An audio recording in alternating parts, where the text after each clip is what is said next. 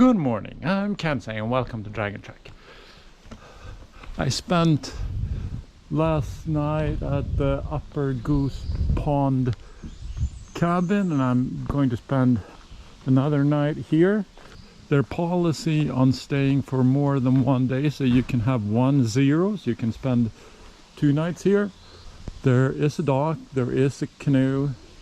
You have to sign up for it so that the cabin and the caretaker here doesn't have any legal obligations. I forget the actual term if anything bad happens to you.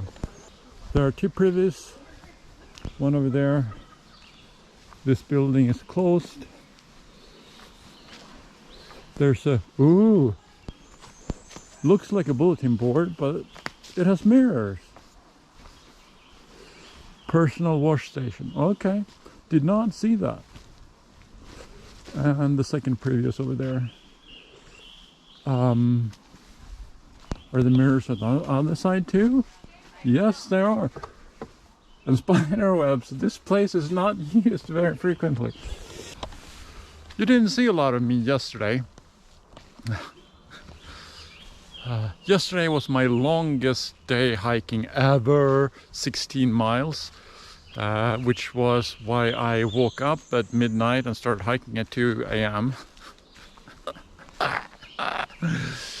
Let's see, at 1:30 I was 2 miles away from a parking space, which is 3 miles away from here, so 5 miles away from here. And the 4 guys who stayed in the shelter with me that day had told me that there would be trail magic there. And by this time I could hear thunder and it started to rain, or would start to rain. And I supercharged my speed, hiking speed. And somehow I covered 2 miles in an hour. I'm usually a 1 mile per hour guy. But I was motivated. I wanted that trail magic. When I got there, the rain had started. The forest had sheltered me for most of it before I exited at the parking lot. And there was no one there, obviously. But on the other side of the road where the AT entered the forest again, they had left 2 bananas and a small Gatorade, which was awesome. That gave me more energy, new energy. I ate the bananas walking. I drank the Gatorade quickly.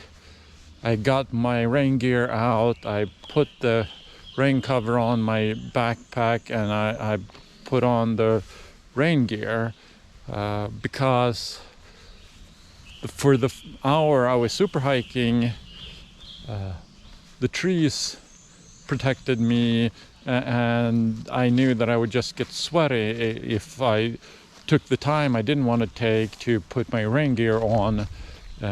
Which would just delay me to getting there. And I was pretty much not wet at all. And now that I had my rain gear on, I started walking slower. I had 3 miles to cover. It was 2:30. Is that what yeah, 2:30. Yeah. It will take me about 3 hours. And it was raining, and not just a little bit. It was pouring down. I never saw lightning directly, but I saw light flashes from behind me. Some of the other hikers expressed a fear of being out in a thunderstorm. I wasn't worried at all. Am I stupid? Maybe. I didn't worry about that. I had to get here. And with the rain, I feared there would be a lot of people here and might be full. And if it was full, I couldn't go anywhere else because my stuff was wet, especially my feet. My shoes were wet, my socks were wet, my feet were wet and cold. Have you ever walked with wet shoes, wet socks, wet and cold feet for hours? Can you imagine what my hands look like after hours in the rain? Like sitting in a bath for hours? Sheesh. And I kept on hiking. It was miserable. I can laugh about it now because it's not miserable anymore. But as normal, I mean, I couldn't hike continuously for 3 hours. I needed to rest. And so I, on occasion, put my pack down, leaning against a rock. And when I got here, and somehow I got here in 2.5 hours instead of 3, I expect I was motivated by the cold and the rain. I felt completely soaked. I was worried that my gear would be wet. And I have in my backpack, I have a white trash bag that I put all my gear in.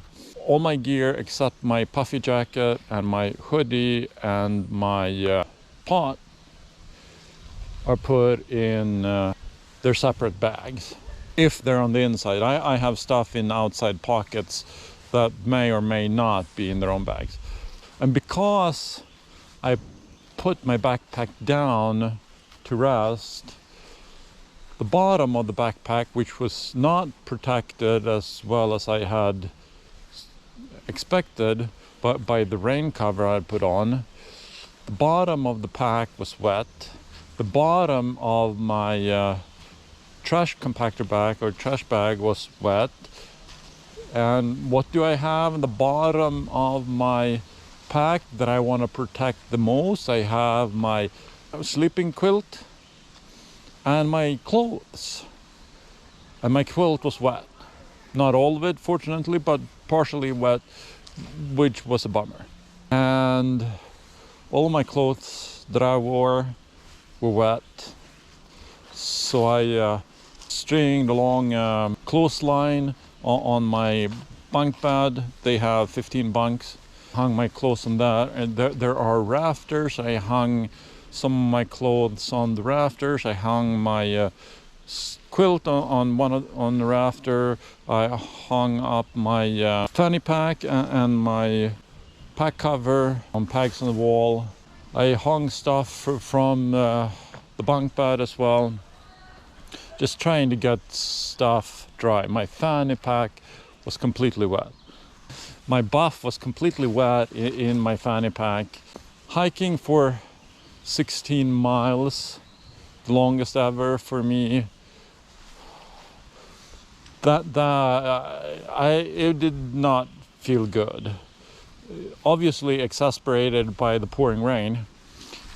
But even with a little rest after I got in here and gotten into these dry clothes, the pain was gone. I felt normal, as if I had a normal hiking day. And I somehow had supercharged my hiking and improved for that. And I mean, I know that I sometimes can hike faster than the 1 mile per hour. The 1 mile per hour is an average. But this was a willful, expected, faster than normal pace.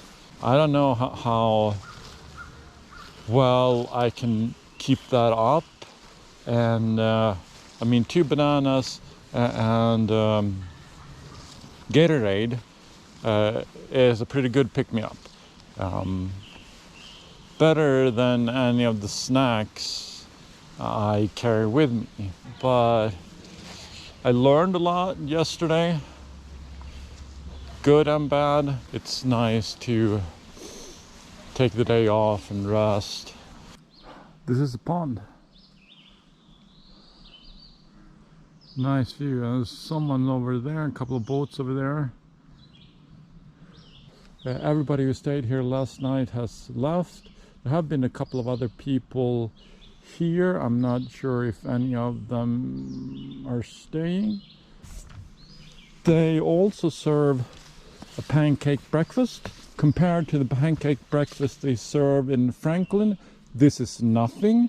The foot brace obviously also got wet yesterday. I'm not wearing it now. And right now, when I'm walking and not trying to see if I feel pain, everything is fine. But it is still there, and certain movements will still hurt. So let's see if I can remember to actually end this video. Keep on checking.